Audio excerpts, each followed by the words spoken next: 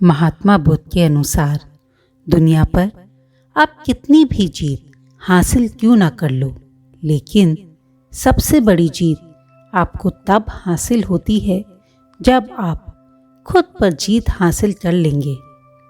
तब प्रत्येक जीत आपकी होगी, चाहे वो हार ही क्यों ना हो। यह विचार थोड़ा अटपटा जरूर लगता है, लेकिन यही जीवन का सत्य है। इसलिए तो कहा जाता है, जिसने अपनी इंद्रियों पर काबू पा लिया, अपनी इंद्रियों को अपने वश में कर लिया, वह असली विजेता है।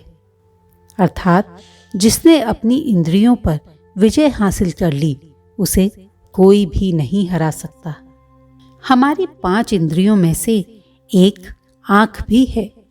इंद्रियों के जरिए हम बाहर की वस्तुओं का आभास करते हैं और आँखों के जरिए हम देखते हैं। इंद्रियों से जो हम महसूस करते हैं और देखने के पश्चात हमको जिन भावों की अनुभूति होती है, वहीं से हमारी इच्छाएं शुरू होती हैं। केवल दृष्टि के जरिए हम लोभ, मोह और काम में बंध जाते हैं। लोभ, मोह और काम ही इंसान के सबसे बड़े शत्रु हैं। तनाव, दुख और परेशानियां सब इसी से शुरू होती हैं। इसलिए बौद्ध धर्म में सम्यक दृष्टि को मोक्ष का एक महत्वपूर्ण मार्ग माना गया है। सम्यक दृष्टि मतलब उचित दृष्टि। इसका मतलब यह हुआ कि हमारी आंखें ही हमारे सारे बंधन, सारी मोहमाया और सारे परेशानियों की जड़ है। मन में अश्लील विचारों का आना भी एक बड़ी समस्या है। जब हम अपनी आंखों से कुछ देखते हैं तो हमारा मन उस बात को सोचता है और हमारे मन में उठे वह विचार हमें एहसास और अनुभूति कराते हैं, और उनमें से ही कुछ अनुभूतियां या कुछ विचार अश्लील विचार भी हैं। मन में अश्लील या बुरे विचारों का आना एक बड़ी समस्या है। अगर ना चाहते हुए भी मन में बुरे विचार आते हैं, तो मैं आपको आज महात्मा बुद्ध की एक कहानी सुनाती हूँ। यह प्रेरणादायक कहानी आपको अपने विचारों को बदलने में मदद करेगी। कहानी शुरू करने से पहले आपसे एक छोटी सी रिक्वेस्ट। अगर आपको महात्मा बुद्ध की ये कहानी पसंद आती है तो मेरे चैनल को सब्सक्राइब ज़रूर कीजिएगा, ताकि मैं आपसे जुड़ सकूं। तो चलिए शुरू करते हैं। एक बार चंद्रवंशी राजकुमार भरत बुद्ध के सानिध्य भिक्षु के रूप में दीक्षित हुए। बुद्ध अपने भिक्षुओं को उपदेश देने के बाद उनको भिक्षाटन के लिए भेजा करते थे, जहाँ से उन्हें भिक्षा मिलती थी। भरत को महात्मा बुद्ध ने भिक्षा लेने के लिए एक श्राविका के घर पर भेजा। भरत रास्ते में चलते हुए सोच रहे थे, ना जाने आज खाने में क्या मिलेगा। हमेशा महल में खाने के लिए अनगिनत स्वादिष्ट भोजन मिलते थे, लेकिन आज जो भी मिलेगा उसी से काम चलाना पड़ेगा। भरत ने श्राविका के घर पर जाकर भिक्षा के लिए याचना की।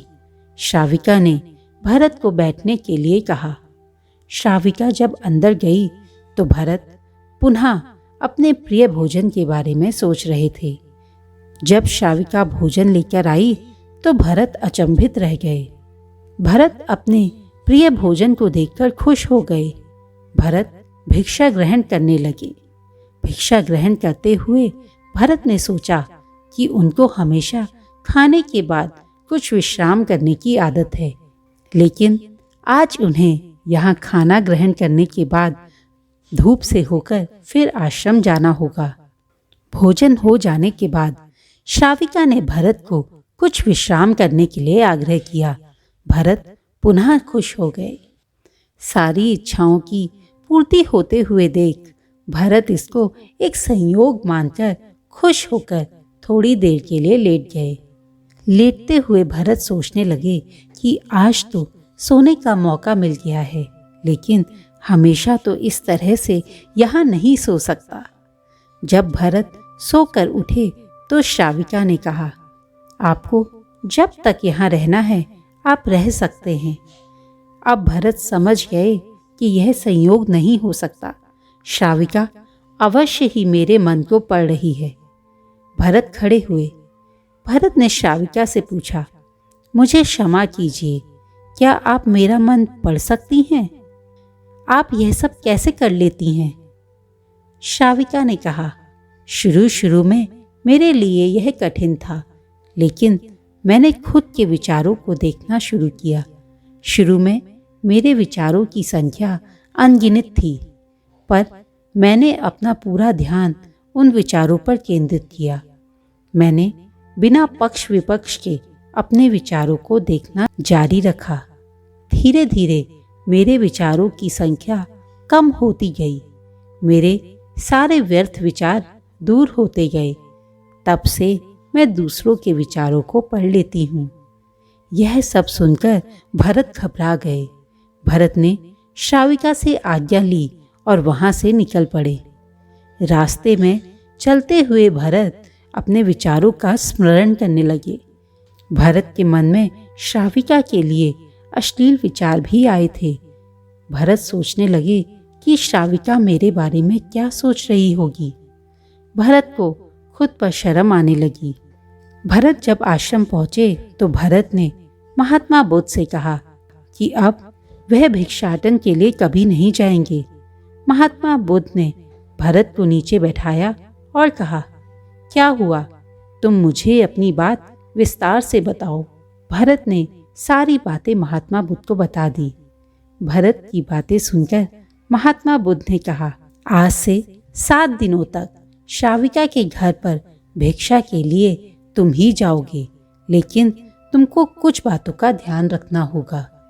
कल तुम जाते हुए अपने चित्त को पूरे होश में रखना। तुम्हारे अंदर कौन से विचार उठ रहे हैं उन पर ध्यान केंद्रित करना होगा। होशपूर्ण और जागरूकता के साथ ध्यान करना कि कौन सी वासना तुम्हारे भीतर उठ रही है। इन सभी का ध्यान रखते हुए जाना और फिर मुझसे विचार विमर्श करना। अगले दिन भरत महात्मा बुद्ध के बताए अनुसार पूरे मार्ग में अपने होश को जागृत रखते हुए चल रहे थे। भिक्षु आज पूरी तरह से जगे हुए थे। जैसे जैसे श्राविका का घर नजदीक आ रहा था, भरत की घबराहट बढ़ती जा रही थी। भरत ने अपनी घबराहट को एक तरफ रखते हुए महात्मा बुद्ध के विचारों पर ध्यान केंद्रित किया। जब भरत श्राविका के घर पहुंचे तो उनके दिमाग में केवल एक सन्नाटा था, जिसके भीतर कोई वासना, कोई कामना या कुछ भी पाने की इच्छा नहीं थी। भिक्षु भरत ने भिक्षा ली, ग्रहण की और वहां से वापस निकल गए। आज भरत रास्ते भर खुश होके आए, जैसे उन्हें किसी आनंद की अनुभूति हुई हो। यह अद्भुत था। आज से पहले इस आनंद को उन्होंने कभी महसूस नहीं किया था। भरत ने आश्रम जाकर महात्मा बुद्ध को प्रणाम किया और उन्हें धन्यवाद दिया कि आज उन्होंने उन्हें जीवन का परम आनंद, परम सुख दे दिया। दोस्तों, हम क्या बोल रहे हैं यह पूरी इस बात पर निर्भर करता है कि हम क्या सोच रहे हैं। हमारे मन में जो विचार आते हैं वही हमारे व्यक्तित्व को निर्धारित करते हैं। हमारे अच्छे विचार हमारे आसपास एक पॉजिटिव एनवायरनमेंट यानी सकारात्मकता बढ़ाते हैं और ये सकारात्मकता दूर दूर तक जाती है। जब हम सोच समझकर बोलते हैं तो गलतियां होने की संभावनाएं कम हो जाती हैं। अगर आप वाकई में सफलता पाना चाहते हैं तो आपको अपने विचारों पर काबू करना आना होगा। जब भी आपकी आंखें कुछ देख रही हैं तो अपनी आंखों और अपने विचारों पर काबू रखिए। मन के बुरे विचार अपने आप नहीं आते, हम उन्हें काबू कर सकते हैं। जब आपकी आंखें कुछ देख रही हैं तो अपने विचारों पर काबू रखिए। हम क्या सोच रहे हैं और हम क्या देख रहे हैं यह हम पर निर्भर करता है। आप ग्लास को आधा भरा भी देख सकते हैं और आधा खाली भी। यह आपकी सोच पर निर्भर करता है। मन के बुरे विचार आप बहुत आसानी से काबू कर सकते हैं। बस आपको महात्मा बुद्ध के बताए हुए थोड़े से नियमों का पालन करना होगा, अपने विचारों पर काबू करना होगा। ये कहानी आपको कैसी लगी मुझे कमेंट में लिखकर ज़रूर बताइएगा। अगर आपको ये कहानी पसंद आई है तो इस कहानी को अपने दोस्तों और अपने परिवार के साथ शेयर कीजिएगा, ताकि आप एक अच्छे समाज के निर्माण में सहयोग दे पाएं। हिंदी लाइफ स्टोरीज़ को सब्सक्राइब ज़रूर कीजिएगा, ताकि मैं और भी प्रेरणादायक कहानियाँ आप तक पहुँचा सकूँ। ये कहानी सुनने के लिए आपका धन्यवाद।